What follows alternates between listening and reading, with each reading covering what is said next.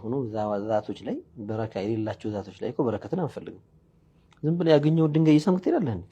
አትሄድም እኮ መንገድ ላይ ያገኘው ድንጋይ አስብ፣ መንገድ ላይ ያገኘውን ዛፍ አትስብ። አናደርገውም እኛ። ለምንድን ነው? አላህ ግን እነዚህ የተባረኩ ናቸው። ሰይዱና ዒሳ ምንድን ነው ያሉት? ወጀዐለኒ ሙባረከን አይነማ ኩንት አይደል ያሉት? የትም ቦታ ብሆን የተባረኩኝ አድርጎኛል። በረካን አሰፈረባቸው እሳቸው ላይ። ሄደህ ብትነካቸው በረከት ታገኛለህ ከሳቸው። ይሄ ነው አላህ የኸለቀውን በረካ መጠቀም የሚባለው ነገር። እሳቸው አይፈጥሩም። አዎ ነጥብ ነው፣ 4 ነጥብ እንታ። እሳቸው አይፈጥሩም። እሳቸው ላይ በረካን አላህ ፈጥሯል። ሄደህ ተቋደስክ። ሷሊሖች ላይ በረከትን ፈጥሯል። ሄደህ ያንን በረካ አገኘህ። ከመብላት ከመጠጣት ከመድኃኒት ከመውሰድ የተለየ ማዕና የለውም። የተለየ መጥፎ ማዕና የለውም።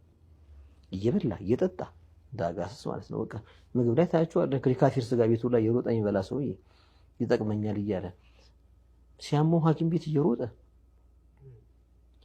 በረካ ስትለው ማይገባው ሰው እና ነገሩ ሰፊ ነው። ብቻ አሳጥረው ብለህ ነበር፣ ግን ከተጀመረ የሚያልቅ ነገር አይደለም። አልሙሂም በጥቅል ሷሊሖችን የደጋጎችን ቀብር ሄደው ኸይር ፍለጋ መዘየር ሸርዓን የተፈቀደ ነው። እሳቸው እዚህ ጋር የሆነው ሽርክ እንደዚህ ሊሆን ነው፣ ሽርክ እንደዚህ ሊሆን ነው እያሉ የሚያወሩ ሰዎች፣ ሶሻል ሚዲያን ያጨናነቁ ሰዎች ወላሂ እኔ አቅል አላቸው ብዬ አላስብም። ሰው ጉልበት ሲስምና እግር ሲስም ሽርክ ይሉታል። ነቢዩ እኮ ሰለላሁ ዐለይሂ ወሰለም እጃቸውና እግራቸውን ተስመዋል። ሶሒሕ የሆነ ሐዲስ ነው።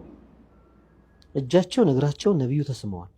የሳማቸውን ሰው አንተ ሙሽሪክ አላሉትም፣ ወይም በዚህ ስራ አሻርካህ አላሉትም። ሐታ ካፊሮች አይሁዶች መጥተው የነቢዩን እጆችና እግሮች ስመዋል። ይሄ የምትሰሩት ስራ ሽርክ ነው አላሉ። ነቢዩ መጥፎ ስራ ሲሰራ ዝም አይሉም። እጃቸውን እግራቸውን ተስመዋል። አሁን አንዳንዱ ምን ያደርገዋል? هذا خاص بالنبي ይልሃል መተው። ግርም የሚለኝ እንደው ሽርክን ነገር በነቢዩ ከሆነ የሚፈቀድ ሌላ ሰው ሲሆን የማይፈቀድ ብሎ የሚረዳ ጭንቅላት ምን አይነት ጭንቅላት ነው ይሄ? እና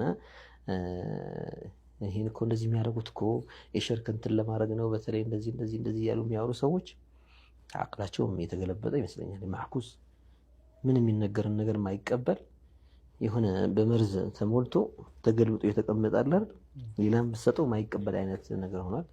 አላህ ያሽራቸው ነው ይባላል። ሲጀምር ሰው ከኑር መስጂድ ወደ ሚሊኒየም አዳራሽ ከሚሊኒየም አዳራሽ ወደ ቀብራቸው ቦታ ሲሄድ ላኢላሃ ኢለላህ እያለ ነው። ከአላህ ውጭ ሌላ አምላክ የለም እያለ ሄዱ።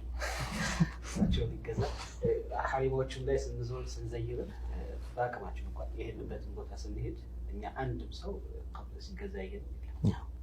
ከየት አምጥቶ እንደዛ እንደሚሉት ራሱ የማይታወቅም። አላኩል ሐል ዶክተር እጅግ በጣም አድርገን እናመሰግናለን። ተመልካቾቻችን የስኩሱና የአሱና ቲቪ ተመልካቾቻችንም ጥሩ የሆነ እንግዲህ ማብራሪያ እንደተገኘ እናምናለን። ምንም ነገር ከመፍረድ በፊት ዑለማዎችን ሁክም መጠየቅ በጣም ጥሩ ነገር ነው እንላለን። እጅግ በጣም አድርገን እናመሰግናለን ዶክተር። ስኩሱና ኢንሻአላህ ተዓላ ይቀጥላል። አብራችሁ ቆዩ።